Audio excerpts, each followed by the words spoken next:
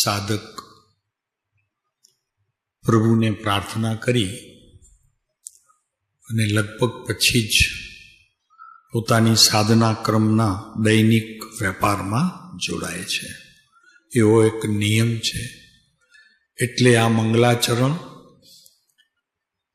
પછી આપણે જે જિનેશ્વરની વાણી એ બહુ જરૂરી છે. ઘરે પણ જ્યારે તમે વાંચન કરતા હો ત્યારે મંગલાચરણ જરૂર કરવું. કેમ કે પ્રત્યેક કારની અંદર જ્યાં મંગલાચરણ વિસ્તૃતપણે જ્ઞાનીઓ જ્યારે બહાર મૂકે છે વિસ્તૃતપણે, ત્યારે તે જ સમયની અંદર જ્ઞાનીને ધ્વનિનો નાદ પોતે એનાથી પહેલાં 5 મિનિટ 10 મિનિટ અગાઉ મેળવી લે છે.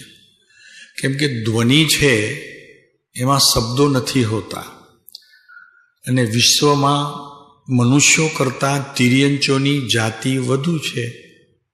એટલે જે તિર્યંચો સમ્યક દર્શનને પ્રાપ્ત કરે છે એમ જે શાસ્ત્રોની અંદર કહેવામાં આવ્યું છે અને એનું પ્રમાણ પણ છે, આ વાત સત્ય છે.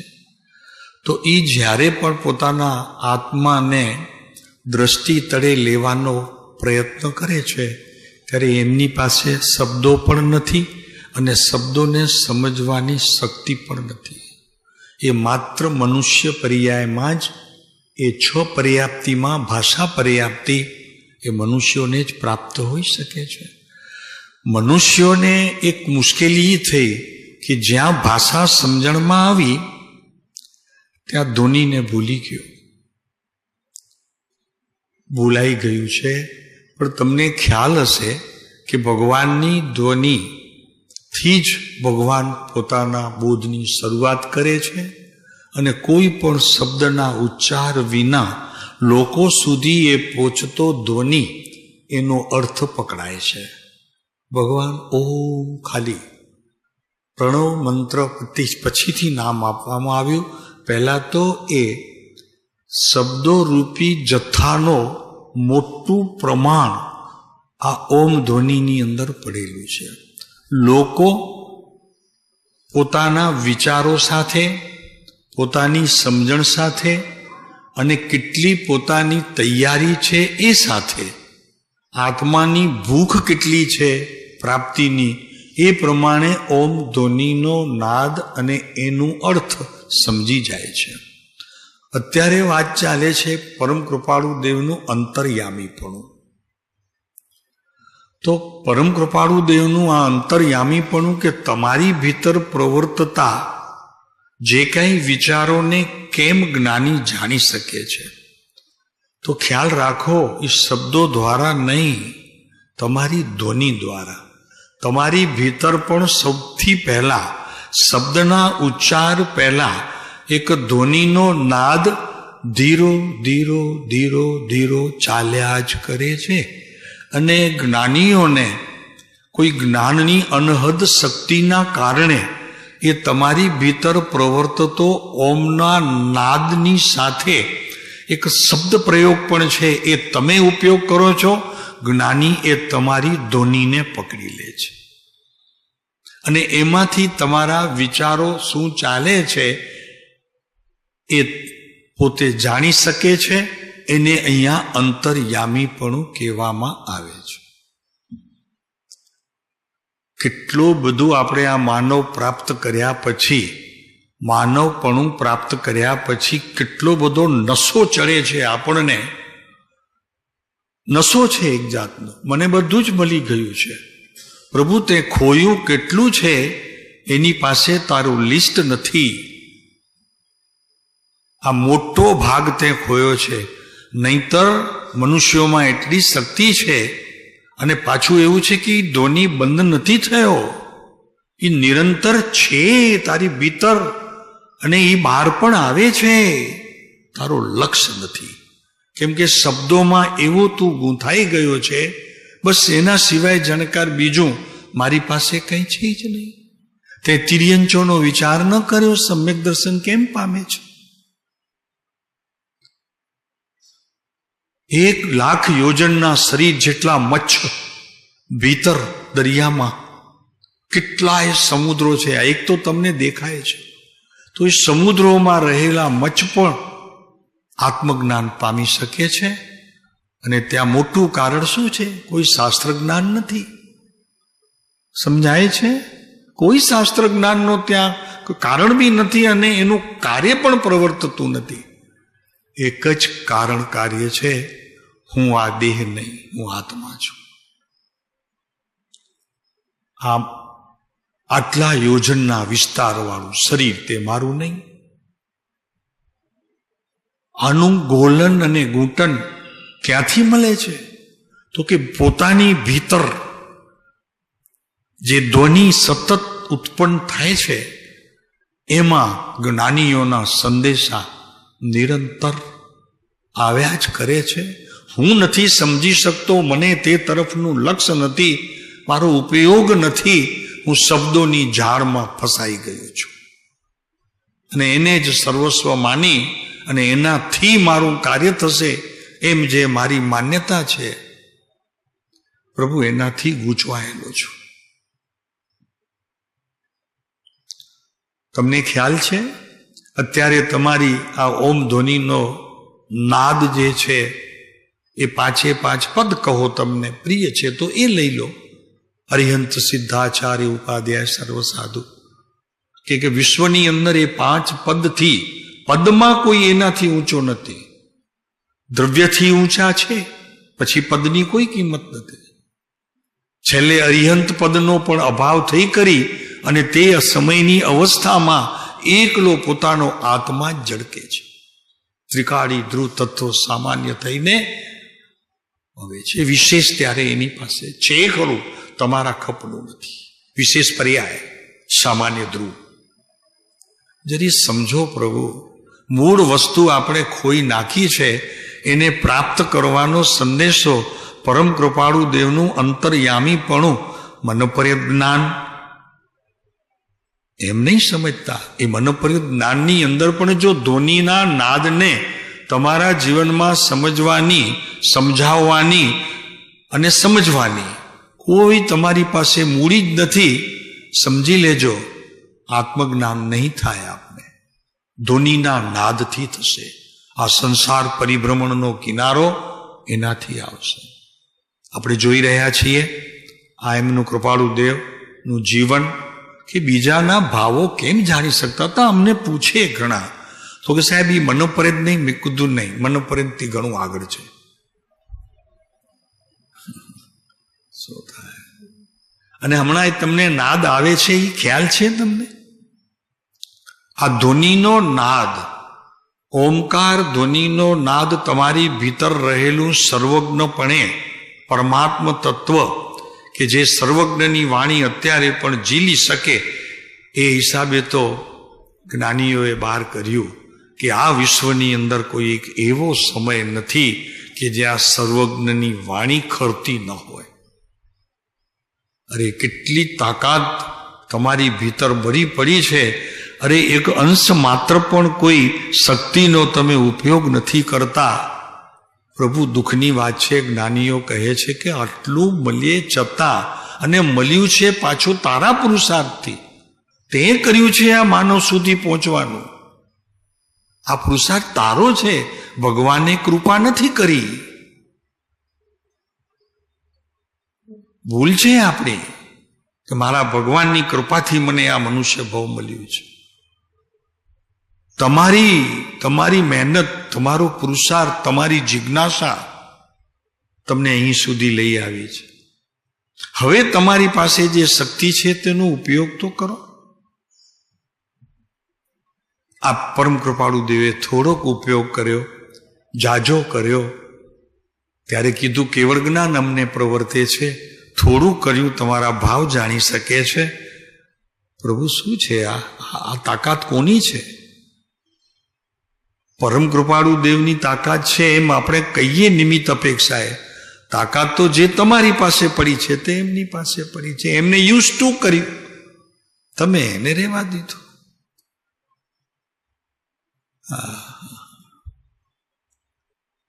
કેટલો બી લાંબે હોય, નાની ઉંમર, રાજકોટમાં બેઠા હતા અને કચ્છથી પદમસિંહભાઈ નામના અને બીજા આપણા માલસીભાઈ આવતા હતા, ક્યાં રણમાં હતા. ત્યારે એમને જ્ઞાન થયું ને બીજા દિવસે કીધું કે આગળ આવી ગયા છે, તમારા ઘરે કચ્છથી 2 ભાઈ આવવાના છે, ધારસિંહભાઈ રસોઈ કરજો, બેનને કહી દો. કયું જ્ઞાન તમારી પાસે છે એ જ જ્ઞાન કૃપાળુ દેવે કામે લગાડ્યું ને આપણે સુસ્તીમાં છીએ, પ્રમાદમાં છીએ.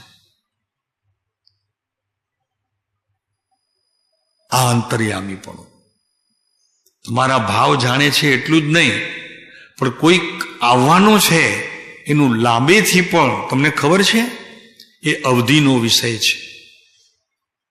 તો અમને પૂછે કૃપાળુ દેવને શું અવધિ પણ હતું? મેં કીધું પ્રભુ તમે શું સમજો છો? તો કે અવધિ. મેં કીધું અવધિ સમજીને ચાલજો, વાંધો નથી આવે, કાંઈ નુકસાન નહીં થાય. પણ એક વાત સમજી લો, એ અવધિ નથી.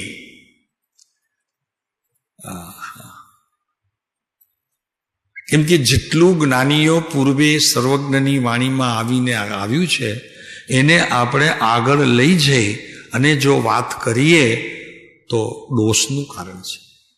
જે નથી એ જ્ઞાનની વાત કરીએ દોષ છે. સર્વજ્ઞના આપણે અપરાધી છીએ, સર્વજ્ઞ પરમાત્માના આપણે અપરાધી છીએ. એટલે જેટલું હોય તેટલું વિશેષ પણ નહીં, એટલે અધિક પણ નહીં, એને એનાથી ઓછું પણ નહીં. જેટલું હોય તેટલું માનવું એ સાધક જીવની મોટી જવાબદારી છે. ક્યાંક ખુશીમાં આવીને, ભાવમાં આવીને કંઈ એવી રજૂઆત કરી દે કે સર્વજ્ઞની વાણીને પણ આપણે દોષ લગાડીએ, એવું ન કરવું. પ્રભુ એના દોષ ઘણા મોટા છે, એનું દંડ ઘણું મોટું છે. બહુ સાવચેતી રાખવા જેવી છે. જો ભાઈ તમને કહી દઈએ તમે ગચ્છમાં હતા, જ્યારે મતમાં હતા ત્યારે ધર્મને સમજવાની તમારી કાંઈ જવાબદારી નહોતી, કાંઈ નહોતી. કેમ કે એ તરફનો લક્ષ્ય જ નહોતો તમારો. પણ હવે તમે એક એવા જ્ઞાનીના શરણે આવ્યા છો કે જે જ્ઞાની અત્યારે પણ પ્રત્યક્ષ રૂપે તમારી સામે, ભલે ચિત્રપટમાં છે, પણ તમારી ભીતર શક્તિનો ઉઘાડ કરી શકે એટલી હજી એમાં શક્તિ છે. આપની જવાબદારી વધી જાય છે. કેમ કે એવા પુરુષને તમે માનો છો કે જે એક જ ભવનો ગ્રાહક છે. એવા પુરુષની તૈયારી તમે વિચાર કરો કેટલી હશે. ને એવા ના તમે ફોલોઅર્સ છો એટલે માનો છો એને. માટે શું શું તમારી જવાબદારીઓ છે એ પહેલું સમજવું જોઈએ. એનું જ્ઞાન તમને પહેલું હોવું જોઈએ. કેમ કે જેમ તમે રાજા પાસે જાઓ અને એક સામાન્ય મનુષ્ય પાસે જાઓ, એનું તફાવત તમને ખબર છે. ક્યાંથી શીખ્યા છો? તો કે ઓફિસર પાસે જઈએ ત્યારની આપણી તૈયારી અને સામાન્ય કારકુનને મળતા હોઈએ તેની જવાબદારી આપણને ખબર છે. નથી ખબર શાંતિભાઈ? કારકુનને મળો અને ભીતર બેઠેલા કેબિનમાં ઓફિસરને મળો, અંતર ખબર છે તમને? ત્યાં કેવી રીતે વાત કરશો ને અહીંયા કેવી રીતે વાત કરશો. માટે અહીંયા ખ્યાલ રાખો, તમે પરમ કૃપાળુ દેવને તમારા શું કહેવાય એવા દાતા માન્યા છે કે જે તમને મોક્ષના દરવાજે મૂકી દે. એવા વિશિષ્ટ પુરુષને તમે ભજો છો, તમારા ગુરુ છે સર્વાંગે, અત્યારે અરિહંત કરતા પણ વિશેષ જો તમારા જીવનની અંદર કોઈ હોય તો અમે એમ સમજીએ છીએ કે પરમ કૃપાળુ દેવ છે. તો એની જવાબદારી પણ તમે સમજો. સમજો જરી, સમજો. તમારી જવાબદારી બહુ મોટી છે. તમે જ્યારે આ વિશ્વની અંદર ફરો છો અને બીજા ફરતા હોય, ઘણું અંતર છે. તમે તરત જ કહી દે છો કે કંઈક એવું તમે ચિત્ર વિચિત્ર કોઈક વાતાવરણમાં પ્રવેશ કરી જાઓ, તમને ગમે છે? તમને એમ થાય કે અહીંયાથી ક્યારે છૂટી? અરે સામાન્ય લગ્નમાં પણ તમે અત્યારે ઊભા નથી રહી શકતા, એ અમને ખબર છે. ત્યાંથી પણ એમ થાય કે ક્યારે છૂટી જઈએ. છે એવું ખરેખર, નથી તો ના પાડજો. કોઈ એવા ટોળામાં તમે આવી ગયા હો તો ત્યાં ખરેખર ગમે છે તમને રવિભાઈ? હવે ન ગમે ને? અરે એ તો બાપુ લગ્નની વાત ને સંસારની વાત. ધાર્મિક ક્ષેત્રની અંદર પણ શ્રીમદ રાજચંદ્રને માનનારો શિષ્ય એ ત્યાં પણ ઊભો નહીં રહી શકે કે જ્યાં વિપરીતતાનું વાતાવરણ હશે. સાચી વાત હોય તો હા પાડજો ને પ્રભુ, હા પાડજો ને નવીનભાઈ, હા પાડજો પ્રભુ. ત્યાંય નહીં ગમે તમને. આ તમારું માનસ છે અને એ માનસને જેણે તૈયાર કર્યું છે એ આમના વચનો છે, આમના વચનો છે. આ બધું અમે કીધું એ થાય છે ખરેખર કે મજા આવે છે? ત્યાં ટોળામાં મજા આવે છે હવે? હે રવિભાઈ, હવે ટોળામાં મજા ન આવે બરોબર. રવિભાઈ તો એમના અંતરથી મને ખબર છે, અંતરને, કે હવે જ્યાં પોતે જતા આવતા હતા ત્યાં પણ હવે એમને ગમતું નથી. જ્યાં ધર્મની માન્યતાઓ વિશેષ કરીને જ્યાં જન્મ સાથે સંકળાયેલી હતી ત્યાં જવું પણ હવે રવિભાઈને આકરું લાગે છે. રવિભાઈ સત્ય છીએ અમે. કુટુંબ જન્મે જન્મથી જે ધર્મ અનુગ્રહિત હતો હવે ત્યાં પણ નથી ગમતું. શું સૂચવે છે પ્રભુ જીવનમાં? કે જે ધર્મને આપણે સ્વીકાર્યો છે નાની વાત નથી. તમને એમ લાગે છે કે મને આ નથી ગમતું, કંટાળો આવે છે, આટલી વાત નથી. પણ તમને જે ગમે છે એ તમને મળ્યું છે તો પૂરેપૂરો ઉપયોગ કરો હવે, એમ કહેવાનું છે. તે સમયે તમારા મનની સ્થિતિ આ સૂચવે છે કે જે મળ્યું છે તમને પૂરેપૂરો ઉપયોગ કરી લો. પ્રભુ આ નથી ગમતું એટલું જ માત્ર નથી, એમાં ઘણું બધું સમાઈ જાય છે. તમારા અંતરની સ્થિતિ, તમારા જ્ઞાનની સ્થિતિ, તમારા વિચારોની સ્થિતિ, બધાથી તમે બહારથી તો દૂર વયા જ ગયા છો. માટે નથી ગમતું, નાની વાત નથી. તમે સમજો એવી કઈ નાની વાત નથી. જો તમે સમજો તો સામાન્ય વાતમાં કાઢી નાખો જુદી વાત છે, પણ આ વાત તમારા જીવનની અંદર જ્યારથી સમજાય છે અને પેઠી છે અંદરમાં, બાપુ એની બહુ તમે કિંમત ચૂકવો છો. આ પુરુષના વચનામૃતનું શ્રવણ કરી આવા નિરાંતના નિવૃત્તિના ક્ષેત્રમાં પ્રભુને સ્મૃતિમાં લઈને તમે જે કંઈ કરો છો ને એનું મૂલ્ય તમે તો સમજો, પોતે તો સમજો. તમે બીજા તો સમજે જ છે. હા, આ શ્રીમદવાળા છે ને આપણી જોડે નહીં ભળે. કેમ ભાઈ, તમને એવું શું લાગ્યું અમે નહીં ભળીએ? વાત ત્યાં સુધી પહોંચી છે કારણ કે એ લોકોને તો શાંતિ જોઈએ, આપણી ધમાલમાં ન ભળે. તો એ જે સમજે છે એટલું સમજીને તો તમે પ્રવર્તો પ્રભુ, કે નહીં આપણી કંઈક વિશિષ્ટતા છે. વિશ્વમાં બીજા મનુષ્યોથી આપણે કંઈક જુદા પડીએ છીએ. કે નથી આવું બધું ન હોય તો ના પાડજો, અમને દુઃખ નહીં લાગે.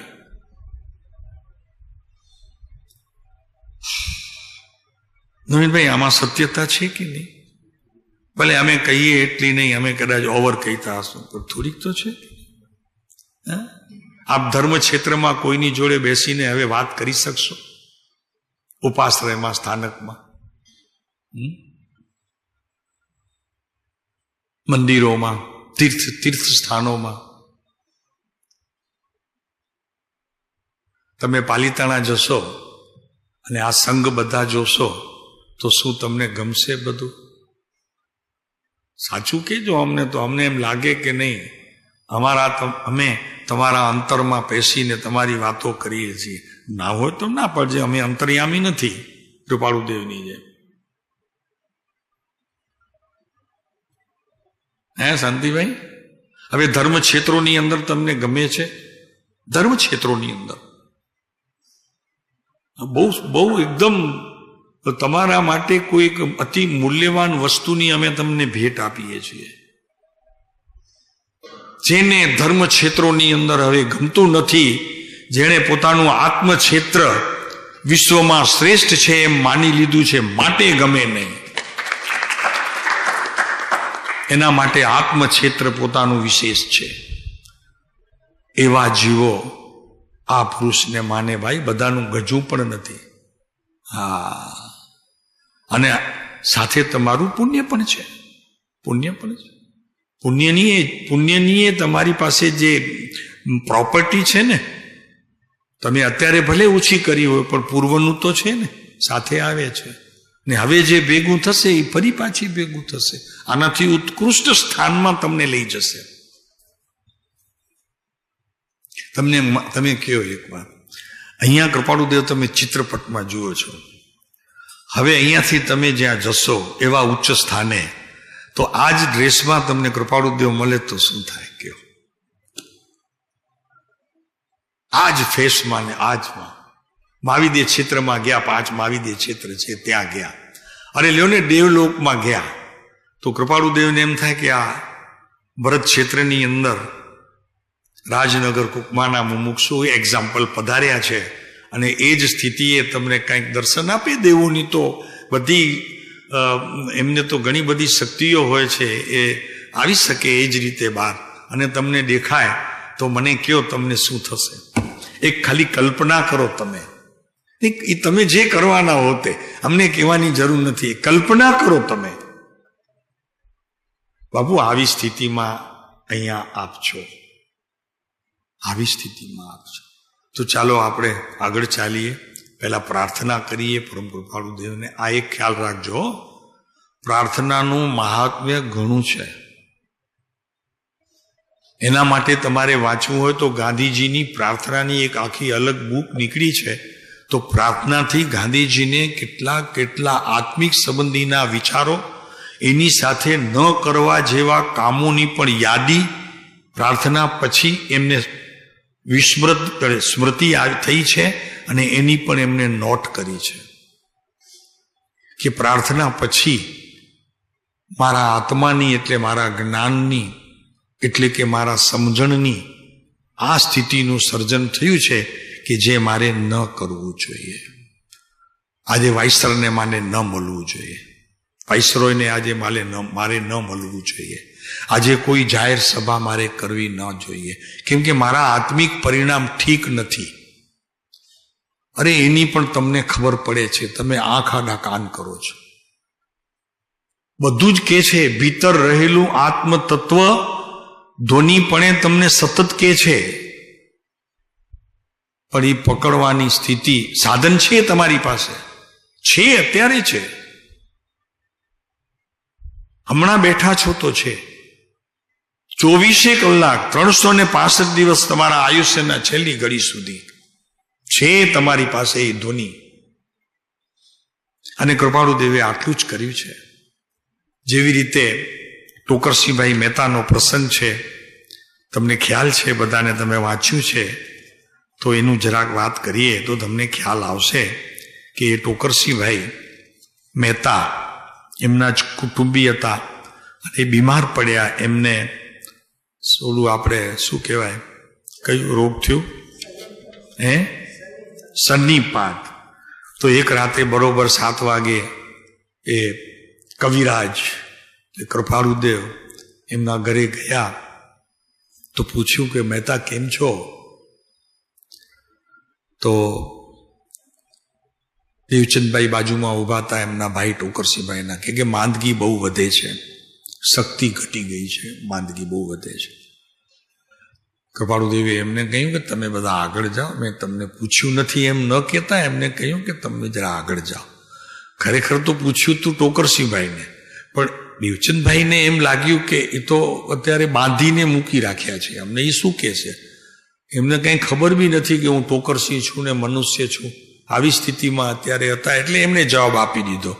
તો દેવચંદભાઈને કૃપાળુદેવે કહ્યું કે તમે આગળ જાઓ.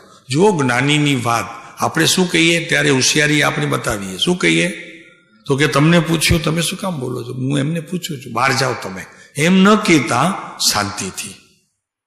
અરે એક વાત શાંતિભાઈ એમના જીવનમાંથી લઈએ ને, આપણને પ્રભુની પ્રાપ્તિની જરૂર ન હોય ને પ્રભુ મળે, જરૂરત ન હોય ને મળે, અને તમારે સાચવવા પડે તો સાચવવાની રીત પણ ભેગી આવે. નહીં સમજાણું ને? આ સાચવવાની પદ્ધતિ કે આત્મા પ્રાપ્ત થાય તો એને સાચવવું કેવી રીતે? તમને કોઈ હમણાં હાથી મોકલાવી દે તો તમને ખ્યાલ આવે એને કેવી રીતે પાલન પોષણ કરવું? જ્યાં ગાય ઊભી હોય તબેલામાં હાથી ઊભો રહી જાય, શું કરો તમે? પણ તમને જેનું જ્ઞાન છે, ગાડી ઊભી રાખે તો એની સાચવણી તમને ખબર છે. એટલે એનો અર્થ કે જળની સાચવણી ખબર છે. આ હાથી ચેતન છે, એક જીવ નામના પદાર્થને તમે કેવી રીતે સાચવી શકો એ આપણને જ્ઞાત નથી. જોઈએ છે આત્મા પ્રભુ કેવી રીતે મળશે, જે અનંત કાળમાં નથી મળ્યો, નથી એનો આભાસ પણ થોડોક આવ્યો, અને નથી કાંઈ એની છાંટ કોઈ દેખાય ને જોઈએ છે, અને એના પ્રત્યેની કોઈ તૈયારી નહીં. એને ઓળખવાની કોઈ આપણી પાસે રીત નહીં.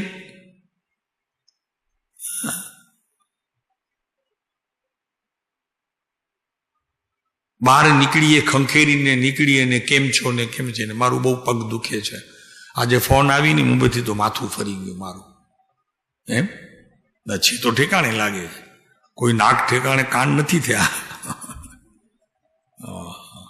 આવી સ્થિતિ ન હોય પ્રભુ. આ પુરુષને મળ્યા પછી તમે સમજો તમને કિંમત નથી, લોકો તમારી અદેખાઈ કરી ઈર્ષા કરે છે અને નીંદે છે તમને. એ જે એમનું નીંદવું છે ને તમારા જીવનમાં સારી સાઈન છે. તમે સમજો કે તમે કંઈક આગળ વધ્યા છો, એના વગર તમારી નિંદા ન થાય. અરે સાહેબ શું વાત કરો છો, નિંદા કરવી સારી વાત છે? હા, તમારી ટીકા ત્યારે થાય કે જે ટીકા કરનાર છે એનાથી તમારી પાસે કંઈક વિશેષ છે, એને ઈર્ષા છે, માટે એ ટીકા કરે છે. નારાજ નહીં થતા કોઈ તમારી ટીકા કરે તો. નવીનભાઈ શું છે આ? બાપુ આવું જીવન આપણી પાસે છે. જોઈ રહ્યા છીએ આપણને કૃપાળુદેવને, પણ મને જોવું તો પડશે ને, કેમ કે એમનો નામ લઈને ફરું છું. મારા બાપનું નામ ખરાબ થાય એવું તો મારે નથી કરવું ને. કરવું છે? કંઈક એવી વાત આપણી બહાર આવી જાય, આપણા બાપનું નામ બોલાય, એવું ઈચ્છો તમે? બાપ સમજાય ને? હા, આવું બોઈ.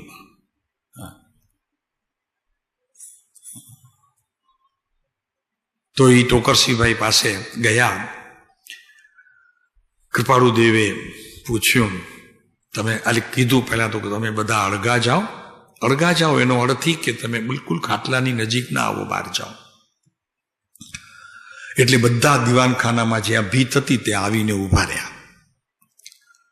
અને કૃપાળુદેવ ટોકરસિંહભાઈ ઉપર કંઈક હાથથી ઈશારા કર્યા,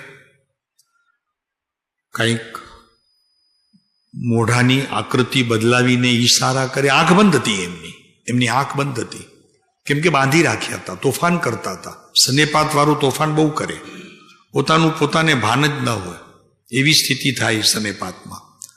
એટલે એમણે હાથથી કંઈક ઈશારા કર્યા, મુખાકૃતિથી પણ કંઈક ઈશારા કર્યા,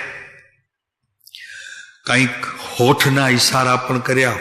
બીજાને ન સમજાણું શું બોલે છે શું કહે છે એવા ઈશારા કર્યા. અને બસ 5 મિનિટ કૃપાળુદેવ આમ શાંતિથી ઊભા રહ્યા. ઠોકરસિંહભાઈ શુદ્ધિમાં આવતા ગયા કે જે ડોક્ટરો શુદ્ધિમાં ન લાવી શકે એ આ વૈદ, આત્મવૈદ શુદ્ધિમાં લાવી દીધું. અને તરત જ પૂછ્યું કૃપાળુદેવને, પ્રભુ આપ ક્યારે પધાર્યા? પ્રભુ આપ ક્યારે પધાર્યા? કૃપાળુદેવે કહ્યું 5 મિનિટ થઈ ગઈ ભાઈ, 5 મિનિટ થઈ ગઈ. તો હજી પૂછે કૃપાળુદેવ એનાથી પહેલા એમણે પૂછ્યું કે સાહેબ કેમ છો આપ? ખબર પૂછ્યા. અમે તો સારા છીએ, પણ તમે કેમ અહીંયા સૂતા છો? તો કે આ ગાંઠ છે ને, સનેપાતની ગાંઠ નીકળી છે, એના કારણે મારે અહીંયા આ રીતે સૂઈ જવું પડ્યું. આપની ખબર હોત ને તો હું ગાંઠને આવવા ન દેત, કે જે મને પીડાદાયક છે ને આપની વિસ્મૃતિ કરાવી દે. કૃપાળુદેવ શાંત થાવ, શાંત થાવ. પછી કૃપાળુદેવ એમને ખ્યાલ આવી ગયો કે હવે આ ગાંઠની વેદનીથી સ્મૃતિ તો આટલી જઈ છે, પણ એનાથી આગળ જે કાંઈ એમણે શીખ્યું છે એ નહીં યાદ આવે. એટલે કૃપાળુદેવે સંસ્કૃત ભાષાની અંદર એમને કંઈક વાત કરી.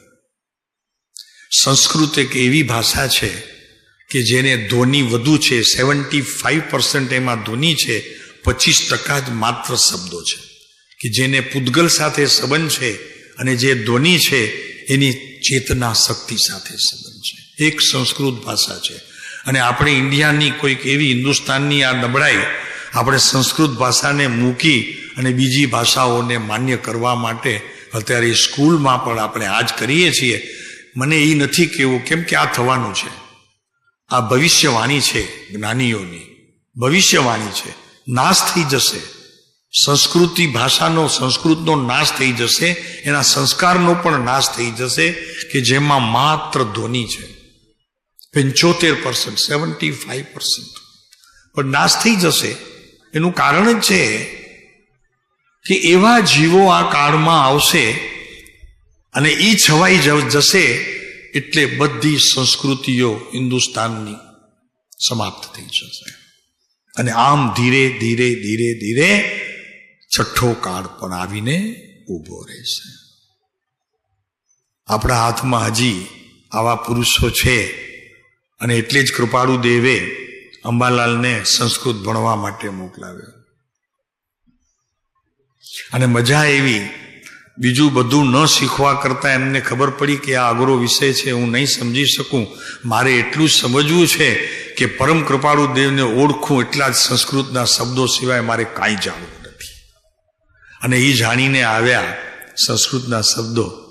એક વાક્ય, મહાદેવ્યા કુક્ષિરત્નમ શબ્દ જીતરવ આત્મજમ શ્રી રાજચંદ્ર મોહમ વંદે તત્વલોચન દાયક.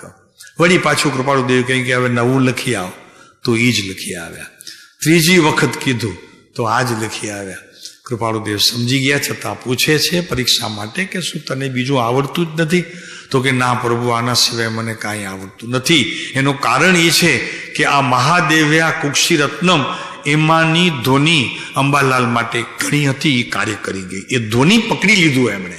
પછી આગળ જાણવાની, શીખવાની કંઈ જરૂર ન પડી. રવિભાઈ સાંભળો, બસ આમાંથી મને મારો ધ્વનિ મળી રહે છે, પ્રભુ આપનો ધ્વનિ મળી રહે છે, મને મારી ભીતર ધ્વનિ એની સાથે પણ સંધિ થતી રહે છે, મારે શું જરૂર છે? સાહેબ ક્ષમા કરજો, આપની આજ્ઞાથી કંઈક ઓછું કર્યું છે. કૃપાળુદેવ હસ્યા માત્ર થોડો.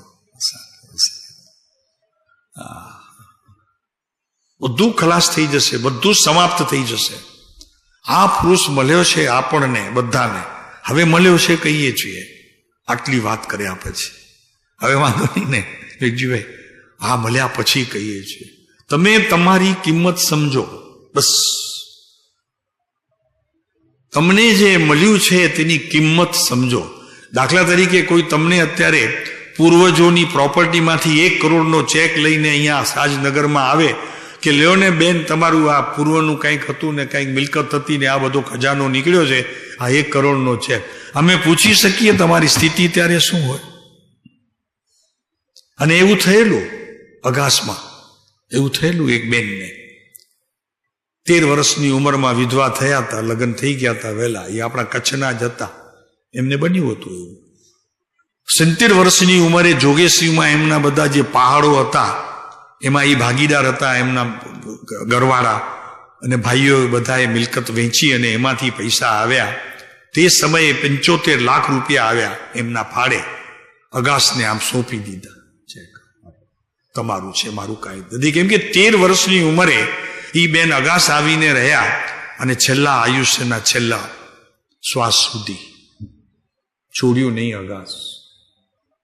એ વિધવાપણું, એ જીવન, કોઈને મળવા કરવાનું નહીં, કોઈ લગ્ન નહીં, સાદડી નહીં, કોઈ ચીજ નહીં, કોઈ સગો નહીં, વાલો આવે મળી જાય, બસ એટલું છે.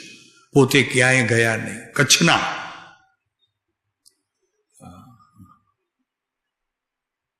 શું મેળવીએ આપણે પ્રભુ? અમે તો કહીએ અહીંયા 2 મહિના રહીએ ને એમ થઈ જાય કે ઘણું થઈ ગયું, હવે મુંબઈ. પ્રભુ શું છે પણ? હે નવીનભાઈ, આ આપણી સ્થિતિ. હવે સાહેબ નથી, હવે શું કરશું રહીને?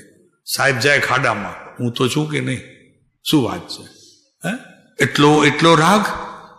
અરે અનુરાગ રાખો, રાગ નહીં, અનુરાગ હોય. સાહેબ તફાવત શું છે અનુરાગમાં અને રાગમાં?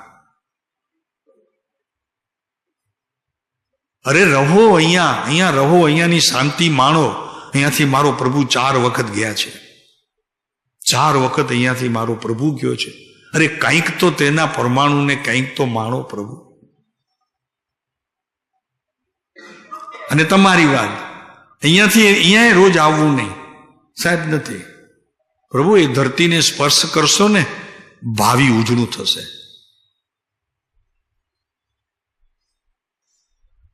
જરા વઢવાણ, જરી વઢવાણ, એ એટલા માટે આપણા બધાના હિત માટે.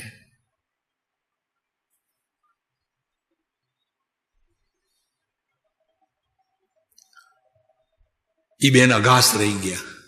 એક બીજા ચીતુભાઈ કરીને હતા, ઘણી વખત અમે દાખલો આપીએ છીએ, ગયા જ નહીં. નાનકડું તત્વજ્ઞાન હાથમાં એક ભાઈએ આપ્યું, એ ઉતરી ગયા. ડાકોર જવાના બદલે એ અગાસ રહી ગયા. બસ પતી ગયું. ઘરે કાગળ લખી દીધો કે મારા કપડાં 4 વસ્ત્ર છે, મોકલાવી આપજો. બસ પૂરું થયું. આટલા કપડાં મંગાવીને એમની સાથેનો સંબંધ કુટુંબીઓ સાથેનો તોડી નાખ્યો ચીતુભાઈ. બધા અત્યારના આ કાળની વાત કરીએ છીએ, આ કાળની, આ પુરુષના જીવનમાં બનેલી ઘટનાઓની વાત કરીએ છીએ. અંતર્યામીપણું શું છે પ્રભુ? બહુ સામાન્ય બાબત છે. એની મુખ્ય બાબત છે કે તમારી ભીતર જે નાદ વહે છે, એ નાદને જ્ઞાનીઓ પોતાની શક્તિ દ્વારા જાણી લે છે, એટલે અંતર્યામીપણું કહેવામાં આવે છે. નાદની સંધિ છે, શબ્દોની સંધિ ન હોય, કેમ કે શબ્દ જળ છે અને નાદ તે આત્મામાંથી નીકળતો એક ધ્વનિ છે. હવે એને કેટલા પર્સન્ટેજ એની સાથે જ્ઞાન સાથે સંધિ છે એ વાત અમારો વિષય નથી, કેવડીનો વિષય છે. શાસ્ત્રમાં ક્યાંનો ઉલ્લેખ નથી. એ એટલા માટે નથી કે તમે અનુભવ કરો અને પર્સન્ટેજ તમે કયો. શું છે પ્રભુ?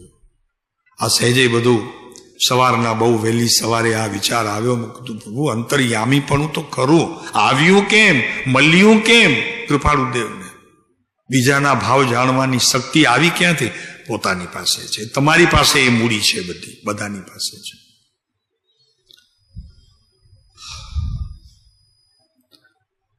તો કૃપાળુ દેવે એમને બહાર મોકલાવ્યા ઈશારાથી.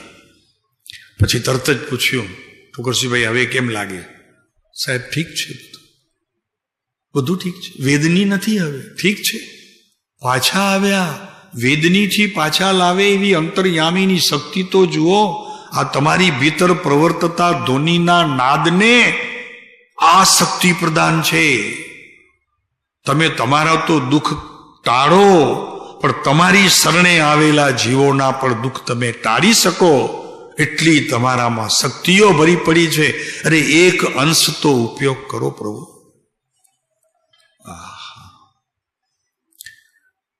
પછી હવે ગાંઠની પીડા કેમ છે? તો કે નથી પ્રભુ, હવે કાંઈ જ નથી.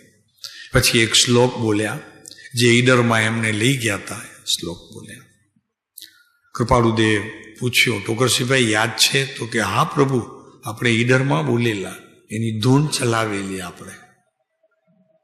પછી કૃપાળુદેવ જરી વાર રહીને પૂછે છે કે હવે કેમ છે? તો કે ના, સારું છે મને હવે. તો કે હું જાઉં? તો કે ભલે પ્રભુ, આપ જાઓ, ભલે પધારો. પછી કૃપાળુદેવે છેલ્લો પ્રયોગ કર્યો, બધાને બહાર મૂકીને, દરવાજો બંધ કરીને.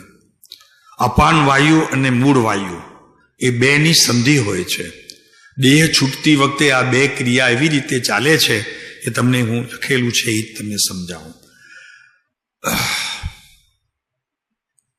આજે ટોકરસિંહભાઈના કેસમાં થયું, એમાં એક ભાઈએ પૂછ્યું, અને બીજો કોણ હોય? કચ્છી સિવાય ન હોય કોઈ, ખ્યાલ રાખજો. કૃપાળુદેવને તમારા કચ્છીઓ સાથે બહુ જૂનો નાતો છે, તમે સમજો હજી. અમે એમાં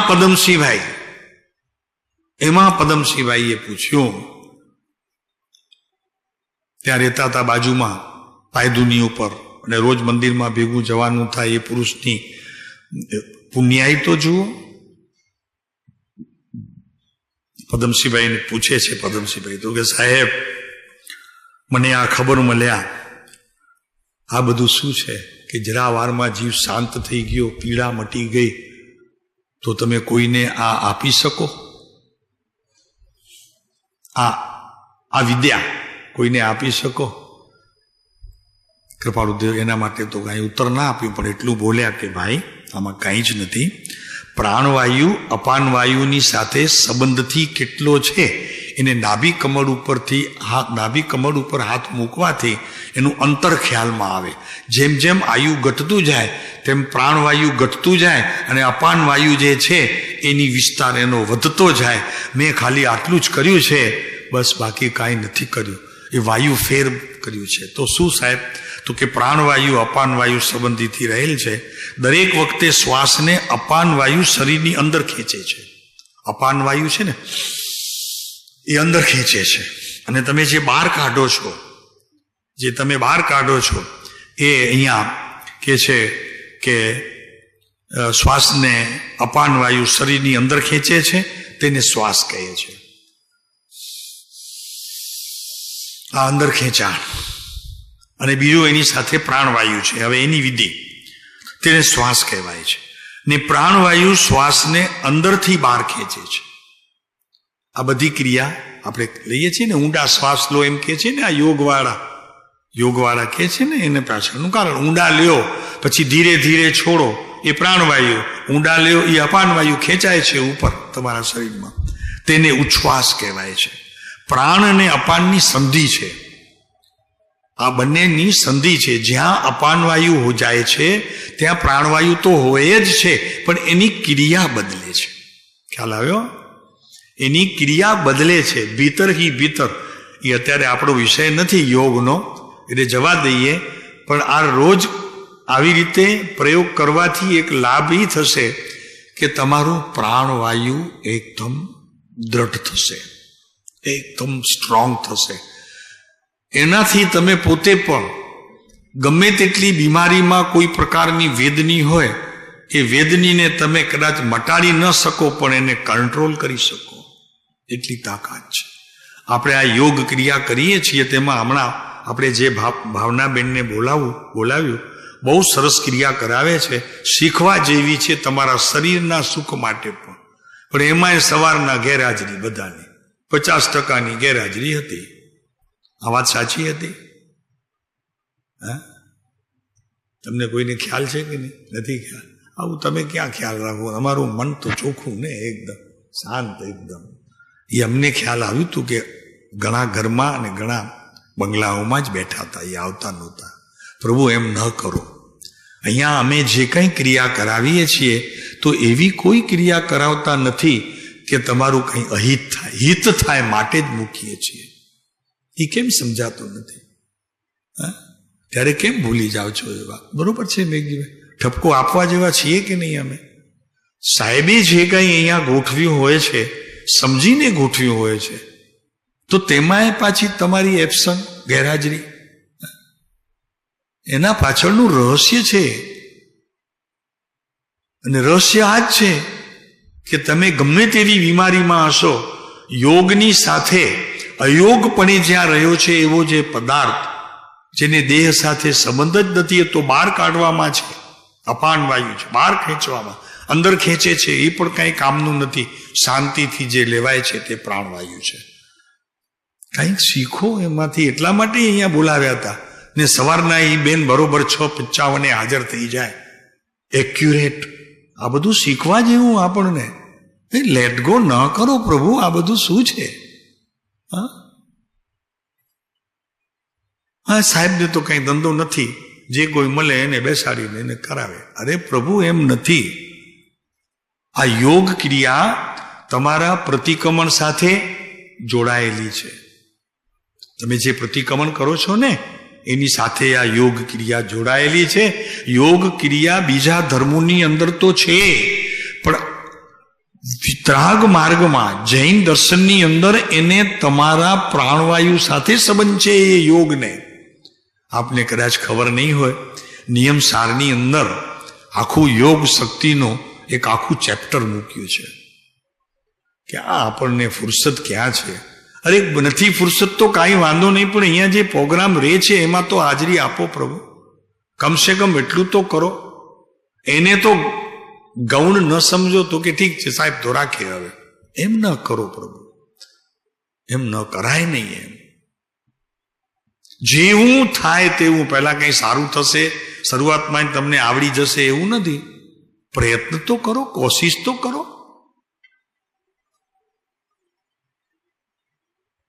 આજે થોડીક અડવાળ આપી છે, વાંધો નહીં ને પ્રભુ. યોગ અને પ્રતિક્રમણ અને સામાયિકમાં જે યોગ આવે છે 32-36 યોગ, હમણાં વાત ચાલી હતી. સામાયિકમાં યોગ છે એક, મોક્ષ માળામાં એના પાઠ ચાલ્યા છે. કેટલા યોગ છે? 32 યોગની એક યોગની 1 કલાક મારા ખ્યાલથી ચાલ્યું છે. 100 ઉપર પ્રવચન છે એના 32 યોગના. અમને એટલું તો થાય પ્રભુ કે આપીએ તો છીએ, લેનાર થાકવો ન જોઈએ. 32 યોગ ઉપર 108 પ્રવચન શાસ્ત્રોક્ત પદ્ધતિથી કર્યા છે બધા.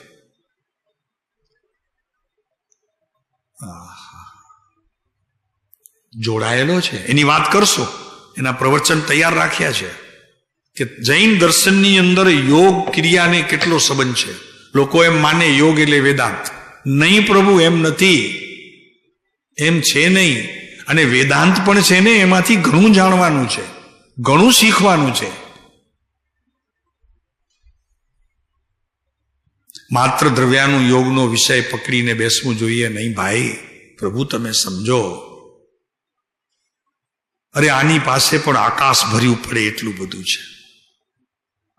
14 રાજ લોક તો હજી મર્યાદિત છે, પણ એનાથી બહાર છે ને એ બધું એની પાસે છે. સર્વજ્ઞના ખરેખર તો એણે આંતરા ભૂલાવી દીધા છે. આટલું આ પુરુષે આપ્યું છે. કાંઈ નહીં તો 1 પૈસો તો મેળવીને જાઓ પ્રભુ. એ મય તો થાવ, કાંઈ નહીં, ચલો 1 પૈસો એ જવા દો. એ પુરુષ મય તો થાવ. કમસે કમ અહીંયાથી બહાર નીકળો તો તમે ગાંડા થઈ અને કમસે કમ આપણી શેરી પાસ કરો. હવે એને આપણી શેરી કહીએ છીએ, તો આપણી શેરીથી રોડ સુધી પહોંચો ત્યાં સુધી તો એનો નાદ કરતા જાઓ, નાચતા જાઓ, એ મારા પ્રભુ, મારા પ્રભુ, મારા પ્રભુ, મારા પ્રભુ. અને નિત્ર દરવાજો બંધ કરીને રસોડામાં બીજું કોઈ ન હોય, આપણું બૈરું જોઈ તો જાણે વાંધો નહીં, તો ત્યાં બંધ કરીને નાચો. એ મય થાવ. એ મય એટલે તમે ને તમારા ગુરુ જુદા ન રહે. એ મય શબ્દ છે. મય એટલે કે હું જુદો ને મારા ગુરુ જુદા એમ નહીં. આપણે જ્ઞાનમય છીએ એટલે એનો અર્થ કે જ્ઞાન મારું છે એટલો કહેવાનો ભેદ પણ નહીં. જ્ઞાન તે જ હું છું, બસ એનું નામ મય. જ્ઞાન તે જ હું છું, બસ પતી ગઈ, વાત પૂરી થઈ ગઈ. આત્મા તે જ હું છું, કેમ કે આત્મા ને જ્ઞાન જુદા છે નહીં. શાસ્ત્રમાં કઈ જગ્યાએ પ્રતિપાદન છે? આત્મા હિ જ્ઞાન અને જ્ઞાન હિ આત્મા, બેને જુદા પાડી શકાય નહીં. કેવી રીતે? અગ્નિને ઉષ્ણતાને જેમ જુદા ન પાડી શકાય તેમ આને જુદા ન પાડી શકાય.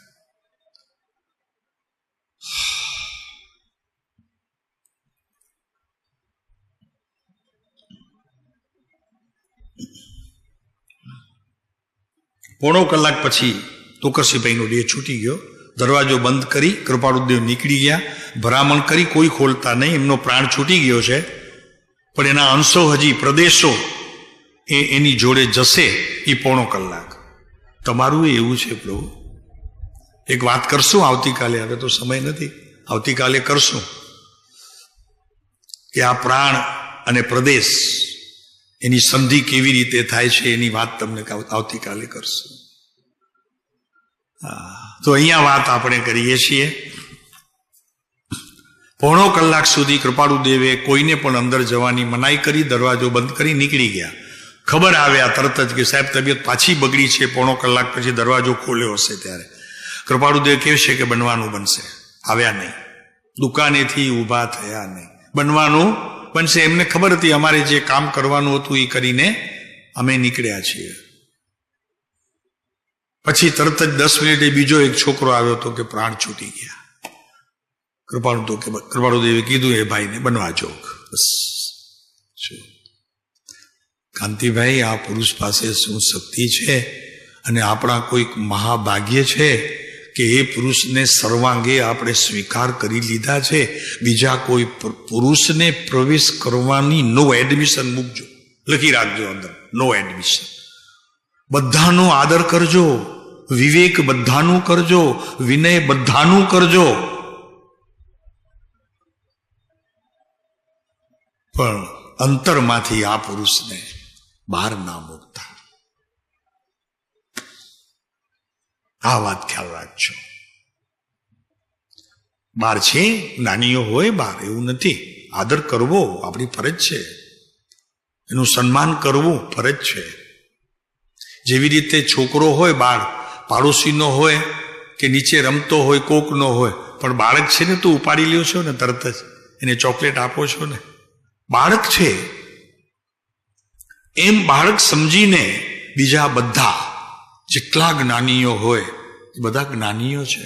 પણ અંતર એટલું રાખજો કે જેટલું પોતાના બાળકને તમે આપો છો એટલું તો એમને નહીં આપો. 2000નું રમકડો લઈને આપશો પાડોશીના છોકરાને અને તમારા બાબાને 20,000નું આપી દેશે. આટલું અંતર રાખજો, એમને આપવામાં આટલું અંતર રાખજો. બસ. બાકી આદર કરજો પ્રભુ, બધાનો આદર કરજો, કોઈનો અનાદર નહીં.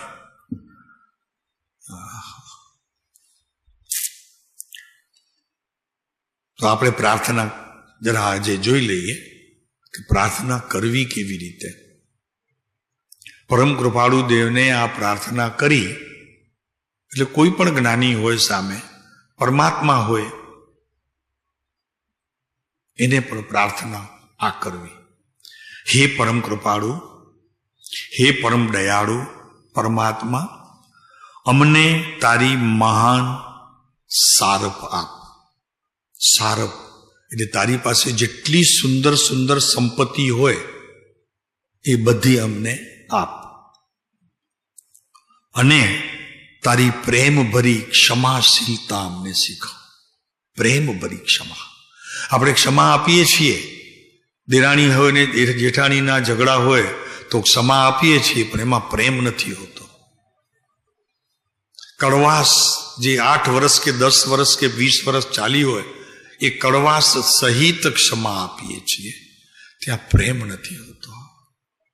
જેને પ્રેમ હોય ને એ હું તને ક્ષમા આપું છું એની પાસે શબ્દો બોલી ન શકે, એનો ડૂમો ભરાઈ જાય, ખભે ભીટીને રડી પડે. આનું નામ ક્ષમા છે. આનું નામ મિચ્છામી દુક્કડમ છે. એવી આપજો તમારી પ્રેમભરી ક્ષમાશીલતા. મને શીખવો પ્રભુ, મને શીખવો.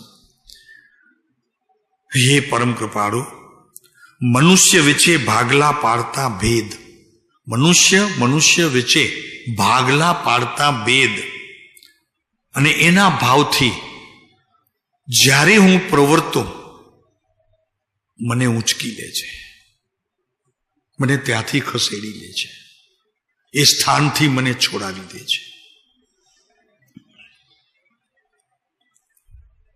અને તારી દિવ્ય ચેતના, તારી ભીતર જે દિવ્ય ચેતના છે, એમાં જે શાંતિ છે દિવ્ય ચેતનાની અંદર, અમને આપજે. તું તો તારામાં શક્તિ છે, તું બીજું નવું પ્રદાન કરી શકીશ શાંતિ, પણ અત્યારે અમે જ્યારે તારી સાથે વાત કરીએ છીએ એ બધી અમારી પ્રોપર્ટી છે, આપી દે. તારામાં તો એ શક્તિ છે, તું કેટલું બી પ્રાપ્ત કરી શકીશ. અમારા શક્તિની મર્યાદા તે આપેલું અમે સાચવીએ, તે આપેલું સાચવીએ એટલી શક્તિ અમારી પાસે રહેશે, કેમ કે એ આપનું છે અને આપને અમારા પર બહુ પ્રેમ છે. એનાથી અધિક પ્રેમ અમે તમારા પર કરીએ છીએ. તો પ્રેમથી મળેલી ભેટ અમે સ્વીકારી શકીએ એટલી શાંતિ અમને તું પ્રદાન કર. સમાજ તારા પૂર્ણ અસ્તિત્વમાં જગ્યા ન હોય તો વાંધો નહીં, પણ એનો એક ખૂણો અમારી અર્પણતાને તું સ્વીકારી અને અમારા અસ્તિત્વના દીપ સતત પ્રગટાવતો રહે છે.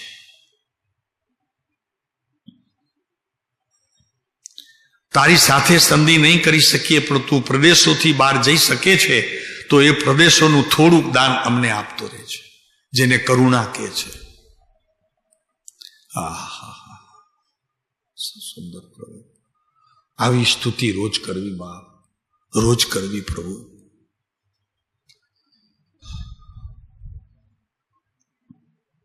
અમને સમાવી લે પ્રભુ, અને જેથી અમારી અંતર સૃષ્ટિ અને અંતરદ્રષ્ટિ અમારા ધ્રુવધામ તરફ નિરંતર પ્રયાણ કરે એવી શક્તિ પ્રદાન થઈ જશે. તે આપેલી કોઈ પણ મૂડી એમાં સર્વાંગી વિકાસની યાત્રા સિવાય કાંઈ હોય નહીં, એમ અમે સમજીએ છીએ. પ્રમાદનો એક અંશ અમારી ડાપણનું હોય અને તારી પાસે તો આત્માનો ઉન્માદ હોય. ઉન્માદ શબ્દ ખ્યાલ રાખજો. જેથી અંતર્યામીપણું, આ વાત આપણી અંતર્યામીની ચાલે છે, આ અંતર્યામીપણું આત્માની ઉન્નતિના શિખરે પહોંચે ત્યારે પણ તળેટીથી એની શરૂઆત થાય. શિખરે મારે પહોંચવું છે, પણ સાહેબ શિખર સુધી પહોંચવાની તૈયારી માટે તળેટીએ તો આપ મને લઈને જશો, એવી શક્તિ આપ પ્રભુ, આપ મને મૂકશો. તળેટીએ આપ મૂકશો, શિખર મારા માટે મૂકશો. એટલે અહીંયા પાલિતાણામાં નિયમ છે કે જે ઉપર ન જઈ શકે તે તળેટીએ રોજ જઈને દર્શન કરે, કેમ કે એ તળેટી જે છે ત્યાંથી જ શિખરની શરૂઆત થશે.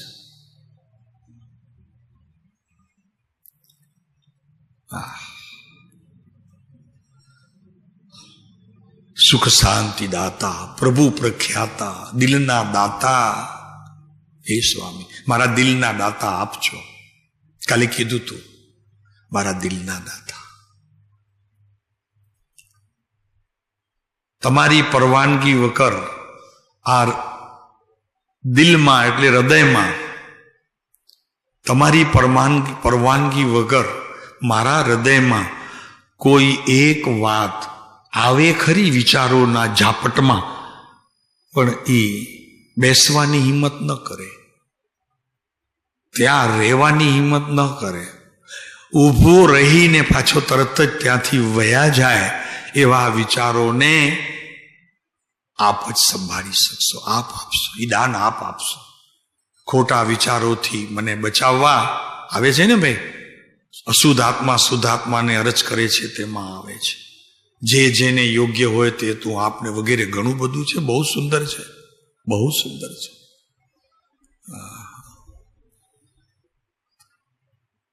જેથી અમને અંતર્યામીપણું, આ માંગણી ચાલે છે, અંતર્યામીપણું છે ને કૃપાળુદેવનું, તો જેથી અંતર્યામીપણું આત્માની ઉન્નતિના એ કાર્ય શરૂ કરી દે, એવું અંતર્યામીપણું એ કાર્ય શરૂ કરી દે, તે સમયે પણ હું માત્ર સાક્ષી રહું, એવા ભાવની મારા જીવનમાં વૃદ્ધિ થતી રહે, એ ભાવ કદી મોડો ન પડે પ્રભુ એવું મને આપતો રહે છે. ઓમ શાંતિ.